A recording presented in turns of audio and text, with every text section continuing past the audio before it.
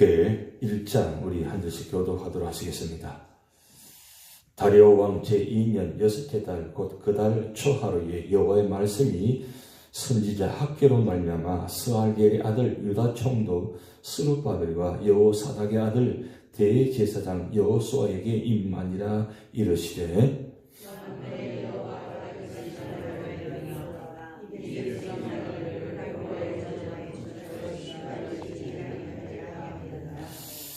여호와의 말씀이 선지자 학계에게 임하여 이르시되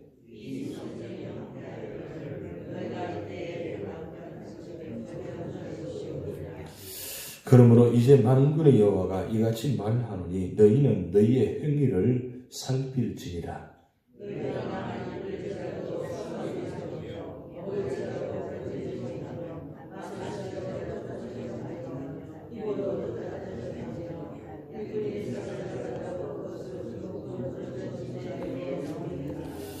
만군의 여호와가 말하노니 너희는 자기의 행위를 살필지니라.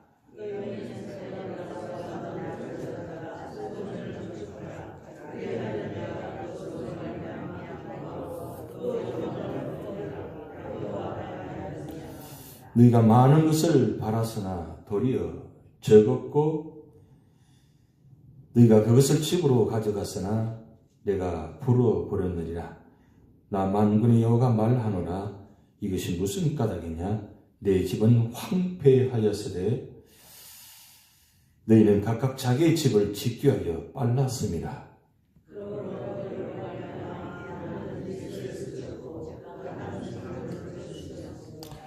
내가 이 땅과 산과 곡물과 새 포도주와 기름과 땅의 모든 소산과 사람과 가축과 손으로 수고한 모든 일에 한죄를 들게 하였느니라.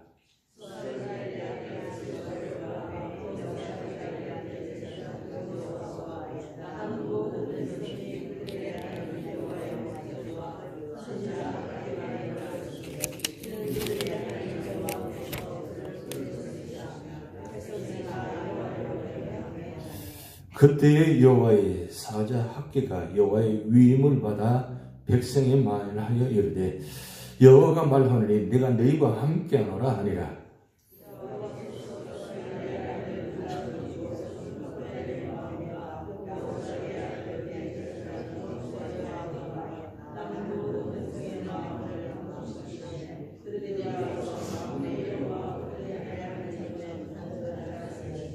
합독하시겠습니다. 그때는 다리오 왕 제2년 여섯째 달 24일이었더라. 아멘. 예, 예언서, 이제 포로 시대 이후, 예언서는 포로 시대 전과 포로 시대와 포로 시대 이후가 이렇게 구분되어지는데, 우리가 어제까지 말씀 봤던 스바냐까지는 포로 시대 이전 말씀이고, 이제 학계 스가랴 말라기는 포로 시대 이후, 이제 포로 시대 이후란 것은 포로 생활에서 돌아와서 이제 삶을 살아가는 모습을 기록한 말씀이 이제 학계 스가랴 말라기입니다. 구약과 신약을 전체 세 가지 주제로 나눠서 우리가 제자훈련 때 말씀을 연구하고 있습니다. 역사서, 체험서, 그 다음 예언서 이렇게 구성되는데, 역사서의 마지막 부분인 구약의 에스라, 느헤미야, 에스더 말씀과 그리고 예언서의 마지막 학계, 스가랴, 말라기가 같은 동시의 말씀입니다. 그러니까 학계, 스가랴, 말라기와 에스라, 느헤미야, 에스더가 같은 본문의 말씀과 연결되는 말씀입니다. 오늘 이 학계의 이 말씀은 포로 시대 끝나고 537년에 1차 포로 기원을 하게 됩니다. 1차 포로 기원해서 그때가 537년인데 536년에 성전을 제일 먼저 짓기 시작했습니다. 그런데 성전을 지으려고 와서 보니까 그 땅에 살고 있는 사마리아인들이 우리가 에스라의 말씀 보면 사장이 나타나 있지만 방해가 얼마나 심한지 모릅니다. 교회를 짓지 못하도록 성전을 짓지 못하도록 굉장히 큰 방해를 합니다. 그래서 이 방해가 너무 심하다 보니까 성전을 짓다가 결국은 멈추게 됩니다. 거기다가 이 유다 땅에 돌아와 보니까 너무 황폐화되어 있습니다. 뭔가 하나도 남아있는 게 없습니다. 거기다가 1차 포로 기간 돌아왔지만 바벨론 땅 70년간 살면서 워낙 힘들게 살다 보니까 돌아와서 몸도 마음도 다 지쳐 있습니다. 그런 상태다 보니까 결국은 성전을 536년에 짓기 시작하다가 포기합니다. 포기해서 약 16년간이 흘러갑니다. 16년간이 흘러가는 동안 어떻게 삶이 바뀌어지느냐 하면 처음에 바벨론 포로 땅에서 살 때는 하루 더 빨리 고국으로 돌아가서 성전을 짓고 싶은 마음이 간절했습니다. 그래서 돌아가기만 하면 성전을 반드시 완성시키겠다, 세우겠다, 그런 마음을 간절한 마음으로 하는데 모든 여건들이 다 되어지지 않습니다. 그러다 보니까 유다 땅에 돌아온 이 1차 포로 기환자들이 성전을 짓다가 포기하고 이제는 살아야 되니까, 내 집이 있어야 되니까, 그래서 집을 짓기 시작합니다. 그래서 오늘 2절, 3절 말씀에 4절 말씀에 이렇게 말씀이 기록되어 있습니다. 하나님께서 이 학계 선자를 세우셔가지고 특별히 학계 선자를 통해서 총독 스룹바벨 그리고 대제사장 여호수아 이렇게 세 분이 마음을 합해가지고 하나님께서 보내셔가지고 이제 성전 재건을 독촉하게 됩니다. 그런데 오늘 4절 말씀 보면 이렇게 말씀 기록됩니다. 이 성전이 황폐하였거늘 너희가 이때에 판벽한 집에 거주하는 것이 옳으냐. 이 판벽한 집이라는 단어가 나옵니다. 이 판벽한 집이라는 단어는 무슨 뜻이냐면 완전히 집을 건축되었는데 집만 그 외양만 건축을 지은 것이 아니라 다 짓고 난 후에 집 안에다가 아주 장식들을 기가 막히게 멋지게 만들어 놓은 거예요.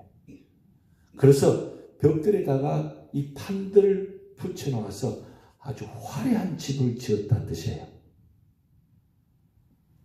집을 아주 멋지게 만들어서 그 안에서 살다 보니까 이제 성전 짓는 건 뒷전이고 그저 살기 바쁘고 그리고 살다 보니까 이제 하나님도 멀리하게 되고 그래서 이제 뭔가 집도 짓고 농사도 짓고 뭔가 좀 잘 될 것 같았는데 오늘 6절 말씀 보면 너희가 많이 뿌릴지라도 수확이 적으며 먹을지라도 배부르지 못하며 마실지라도 흡족하지 못하며 입어도 따뜻하지 못하며 일꾼이 삭을 받아도 그것을 구멍 뚫어진 전대에 넣음이 되느니라.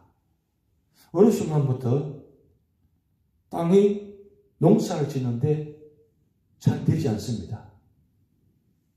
그래서 우리가 농사를 잘못 지었는가 하고 다시 한번 확인하고 다시 그 다음에 씨를 뿌리고 그리고 하는데 그래도 되지 않습니다.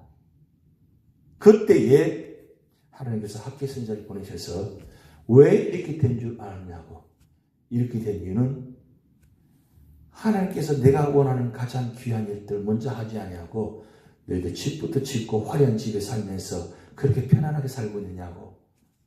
그렇게 말씀하시면서 하는 일, 모든 일들을 되지 못하게끔 그래서 한 죄를 들게 하느니라. 11절 말씀 보면 한 죄를 들게 하느니라. 이 말씀은 땅이 황폐화되었다는 뜻입니다.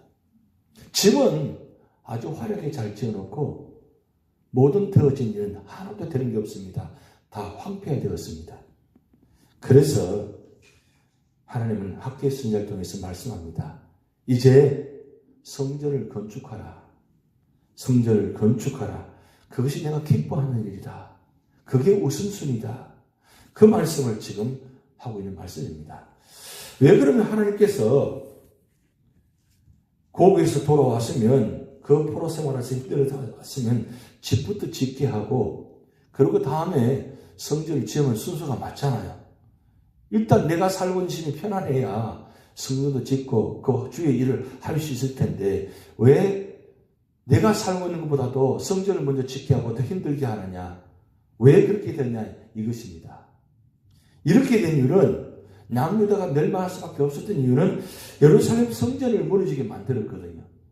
하나님께서 기뻐하시는 우선순위가 뭔가를 깨닫지 못하고 가장 먼저 해야 될 일 하지 못하고 그리고 자기중심적으로 자기 살기 편한 것 때문에 결국 하나님께서 기하게 예정하는 가장 우선순위를 놓쳐버리고 살다 보니까 결국은 우상을 섬기게 되고 결국은 황폐화되어지고 결국 무너진 모습이 있었잖아요.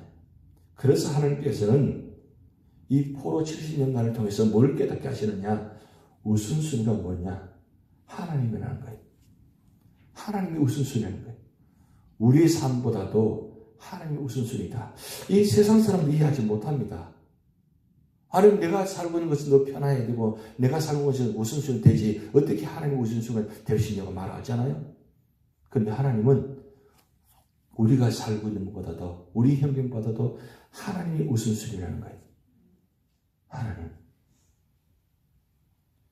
여러분 하나님이 우선순위가 되지 않으면 우리 삶의 모든 자리가 아무리 화려하고 아무리 가지고 있다 할지라도 그건 얼마 가지 못하면 다 무너집니다. 한순간에 무너집니다. 한순간에. 그걸 우리는 경험했잖아요. 체험하셨잖아요. 오늘 학교 1장을 통해서 주신 말씀입니다. 그런데 여기 말씀 보면 1절에 다리오 왕 제2년 6째 달 곧 그 달 초 하루에 6월 1일 날 하나님께서 학교에서 말씀을 전했는데 24일 동안 말씀을 전했는데 24일째 오늘 15절 마지막 절 보면 그때는 다리오 왕 제2년 6째 달 24일이었더라. 이 말씀은 24일 동안 말씀을 듣고 24일 만에 성전을 건축하기 시작했다는 뜻이에요. 말씀을 듣고 24일 만에 성전을 건축하기 시작했다는 거예요. 16년 동안에 성전을 건축하지 않고 다 포기했는데 24일 말씀을 듣고 깨닫고 회개하고 성전 건축해서 4년 만에 완성했습니다. 그 4년 만에 완성한 성전이 바로 스룹바벨 성전입니다. 두 번째 성전.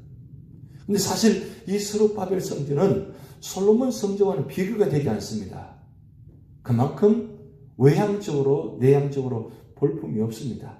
그럼에도 하나님은 이 스룹바벨 성전을 세우게 하십니다. 왜요? 성전은 모양이 중요하지 않다는 거죠.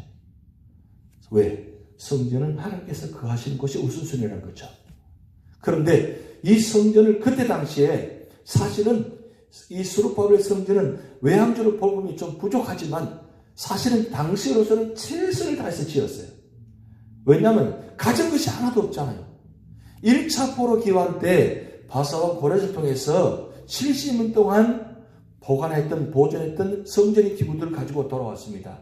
가지고 돌아와서 성전의 기구는 그대로 있는데 성전을 지을 여력이 사실은 부족합니다.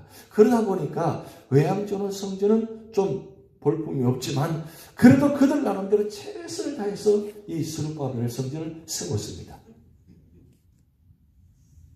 그때에 하나님은 성전을 세우기 시작하면서부터 하나님께서 축복하시기 시작하셨습니다. 그래서 이스라엘 백성, 남유다 백성들이 축복을 언제부터 시작되느냐? 하나님 성전으로부터 축복이 시작된다는 것을 다시 한번 깨닫게 되는 거예요. 깨닫게 하셨습니다. 여러분 오늘도 마찬가지입니다. 축복은 우리 사업적을 통해서 우리 물질을 통해서 우리 능력을 통해서 시작되는 게 아니라 성전으로부터 여러분 축복이 시작됩니다. 이걸 우리가 꼭 기억하셔야 돼요. 왜 우리가 날마다 새벽에 나와서 기도하고 말씀 보고 찬송하고 있습니까? 그것은 축복의 시작이 바로 말씀부터 시작된다는 거잖아요. 그걸 알고 믿기 때문에 말씀으로 시작하는 겁니다. 말씀이 세상 사람 보기에는 아무것도 안 읽었잖아요. 그런데 그 로고스의 말씀이 내 말씀으로 삶의 시작되면 우리가 생각하는 이 사고를 놀랄 정도로 하나님은 축복하기 시작한다는 사실입니다. 바로 축복은 하나님께로부터 오기 때문입니다. 이걸 꼭 기억하시기 바랍니다. 오늘 우리 삶의 자리에 이 역사가 여러분과 나타날 줄 믿습니다. 다같이 기도를 하시겠습니다. 하늘에 계신 우리 아버지여 이름이 거룩히 여김을 받으시오며 나라가 임하옵시며 뜻이 하늘에서 이루어진 같이 땅에서도 이루어지이다.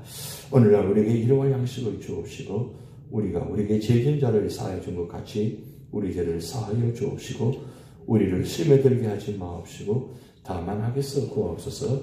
대개 나라와 권세와 영광이 아버지께 영원히 있사옵나이다. 아멘.